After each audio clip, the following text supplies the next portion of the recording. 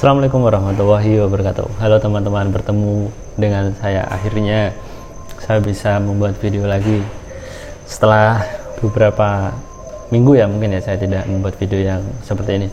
Ya, di sini saya mau cerita tentang pesugihan. Jadi kemarin ada salah satu penonton video YouTube saya berkomentar di video dan katanya ingin menceritakan tentang dimana dia ini pernah hampir dijadikan tumbal oleh bosnya, ya, perusahaan yang menggunakan pesugihan. Oke. Dan saya balas komentarnya, saya minta tolong untuk hubungi saya melalui email, dan akhirnya Mas ini menghubungi saya di email dan ternyata dikirimkan ceritanya semua. Saya sudah membaca semuanya, tapi ini saya singkat saja ceritanya sebelum saya bertemu dengan Mas yang ini, karena kemarin sudah saya konfirmasi ternyata mau diajak buat video, dan insya Allah nanti kalau saya sudah ada waktu saya datang ke rumahnya dan saya membuat video dengan Mas ini. Ya, Mas ini inisial AYE, ya, sebut saja Mas AY. Nanti saya sebutkan ketika bertemu di rumahnya langsung ya.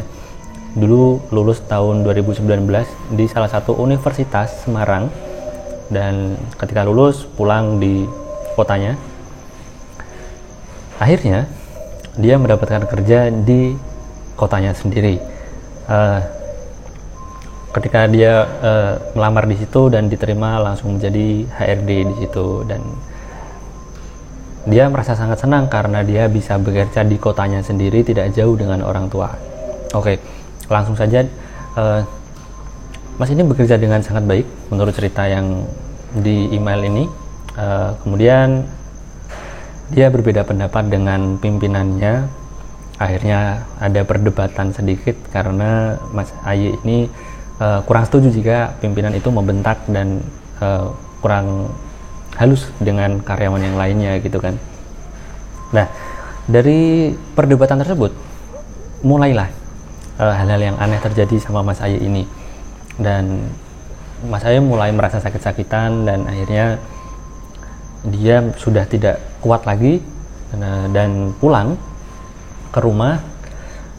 Dia itu didiagnosa, katanya dokter itu kena tipes, dan setelah itu ketika dia sudah di rumah minum obatnya, keringat itu sudah keluar semua katanya, tapi saat bermimpi, mungkin entah itu mimpi atau bagaimana, setengah sadar.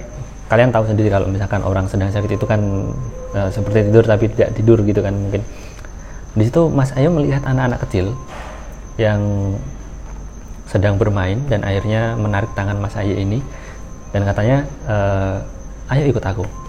Dan Mas Ayo menolak, nggak mau kayaknya gitu kan.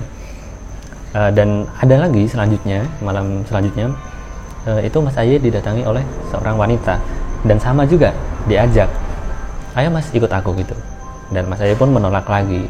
Ada juga yang seperti kakek-kakek, seperti Grenduo, Buto gitu, Buto hijau mungkin ya. Di situ Mas AY mulai lebih parah lagi, dan orang tuanya pun akhirnya mengajak Mas AY untuk pergi ke salah satu pengobatan alternatif yang ada di kotanya. Setelah itu Abah Yai ini yang mengobati Mas AY berkata, loh, bosmu kok kayak gitu? Nah, ternyata keluarganya Mas AY dan Mas AY pun kaget kan. Dari itu mungkin baru tahu kalau ternyata bosnya itu menggunakan pesugihan untuk perusahaannya tersebut. Akhirnya Mas AY ini mengundurkan diri bertemu dengan pimpinannya, tapi Mas AY ini tidak mengatakan kejadian mistis yang terjadi padanya. Nah gitu. Akhirnya Mas AY ini dikasih oleh Abah Yai ini sebuah benda mungkin ya, itu untuk memagari rumahnya supaya jin-jin dan setan itu yang mau mengambil Mas AY itu tidak bisa menembus. Akhirnya ada Mas AY saat itu juga melihat, katanya di depan rumah, di sekeliling rumah itu banyak sekali makhluk-makhluk seperti itu. Ada yang anak kecil, orang tua, dan wanita itu seperti sundel bolong, katanya di perutnya itu banyak belatungnya. Dan yang paling ngeri itu adalah salah satu makhluk yang paling besar, mempunyai taring, matanya itu matanya itu merah dan meneriaki Mas Aye, awas nanti bakal aku serbu lebih banyak lagi gitu. Pada intinya nanti Mas Aye itu akan diteror dan dia itu akan memanggil teman-temannya yang gaib itu untuk mengambil Mas Aye tersebut. Tapi kan Mas Aye itu sudah dipagari katanya gitu. Ini cerita saya singkat menurut versi saya ya. Dan akhirnya Mas Aye itu berubah dan dibantu dengan Abah Yai tersebut. Akhirnya dibawa ke salah satu kota. Yang jelas alhamdulillah Mas Aye sekarang sudah membaik keadaannya.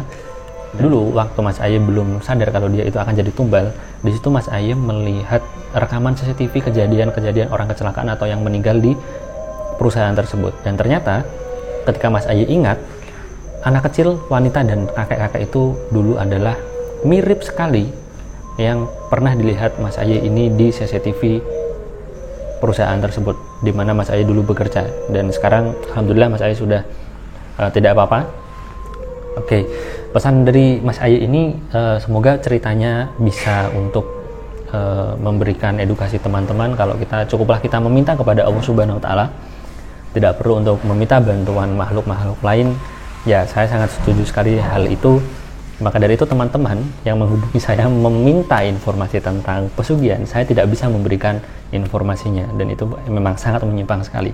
Oke, dan Mas Aye ini sudah saya hubungi dan alhamdulillah beliau mau untuk diajak membuat video.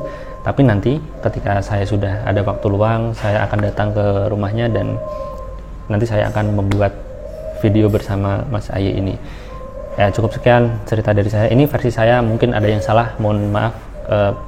Nanti pasti akan saya temui Mas Aye ini. Assalamualaikum warahmatullahi wabarakatuh.